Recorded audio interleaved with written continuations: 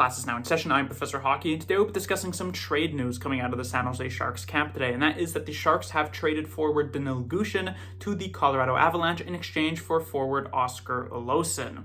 Now, this is a pretty similar deal to the one the Sharks made a couple of weeks ago when they sent Thomas Bordeleau over to the New Jersey Devils in exchange for Shane Bowers, basically just a minor league player for minor league player swap, but also just like that Bordeleau deal, this is a pretty significant step backwards for the Sharks, going from a player like Gushchin, who was capable of putting up close to point per game seasons with the San Jose Barracuda. It was one of their more efficient and better scorers on the team, to a player like Olausson, who with the Colorado Eagles, despite being a bit younger than Gushchin and also having a little bit more draft pedigree, being a former first-round pick, his career high in the AHL is just 26 points. And what is interesting is that the San Jose Barracuda actually played against the Colorado Eagles in these past Calder Cup playoffs, the second round that the Barracuda ended up losing. And while I personally wasn't really paying much attention to the Eagles players during that series, I didn't really notice Olausson all that much, but perhaps the Sharks scouting staff actually liked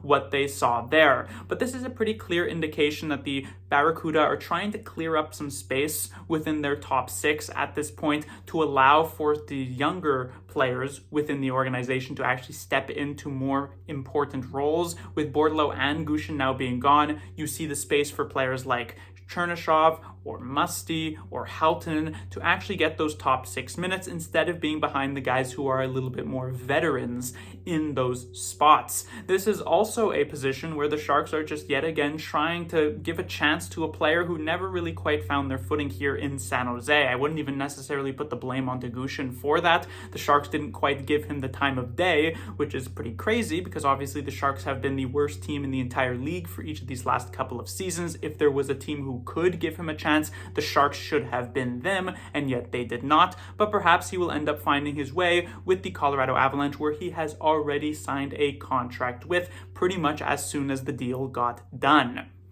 Now, what this is also marking is actually the final player from the Sharks 2020 draft class. Now, nobody drafted in that year actually remains. This isn't particularly relevant from a Mike Grier standpoint because he was not with the team in 2020, but it shows that sometimes the draft is a pretty difficult nut to crack. If you don't have one of those really high level picks, in the top 5, the top 10, where you can pretty much guarantee yourself a really great player, it's a bit more of a luck of the draw as you get even just to the later parts of the first round. They had a late first, that was Ozzy Weisblatt. They had 2 seconds with Bordeleau and Robbins. They had a third round pick with Gushchin. All 4 of these players now gone, 3 of them in minor league player swaps in the case of Gushchin, Bordeleau, and Weisblatt. Robbins was just a toss-in to the Fabian Zetterlund trade from a few months ago. So it kind of contextualizes the situation here where the draft in 2025 was just a few weeks ago. You get really excited about these players, but past Michael Misa there at 2nd overall, a lot of these players are going to be,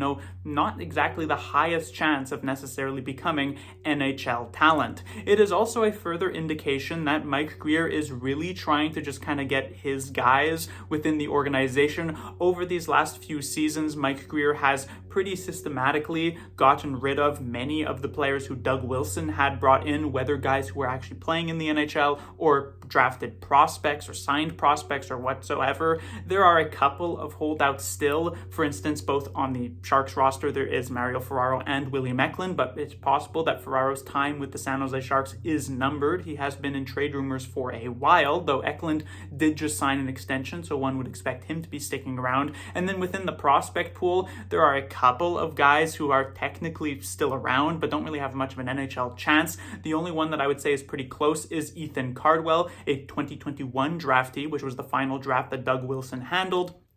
He's someone who could theoretically play some NHL games, and he does have more of a Mike Grier style to his game compared to Gushchin and Bordeleau, who are these undersized forwards that perhaps Mike Grier wouldn't have drafted if actually given that opportunity for it.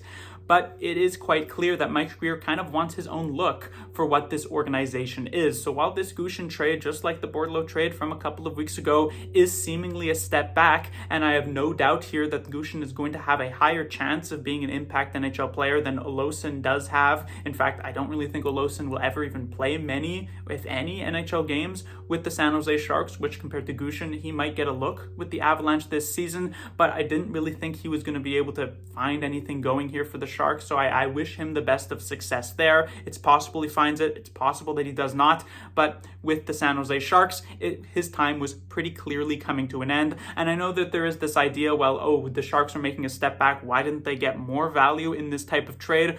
The Sharks weren't really in a position of power here in this negotiation because Gushchin had a very decent chance of just walking to the KHL, at which point the Sharks would kind of just lose out on him if he remained there for a couple of years. Even if they did sign him to a contract, they'd have to keep him in the NHL because he is going to be waiver eligible, at which point a team would be able to pick him up again for free. And so getting even the slightest bit of value, which at the very least Olausson does provide, he has a bit of size, which means he might be a decent enough third or fourth liner with the San Jose Barracuda this season, I guess is trying to kind of recoup a little bit of this lost value, even if that is because the Sharks kind of mishandled it in the first place. But that will do it for this trade. This is a situation here where the Sharks now 3 times in this offseason have moved on from a young player who didn't quite work out. Gushchin and Bordeleau have already mentioned. Henry Thrun is another one, though that was actually a Mike Greer pickup himself. But it is kind of this turnover when you have so many different young players constantly coming into the organization because the Sharks have just been accumulating draft picks for each of these last few seasons.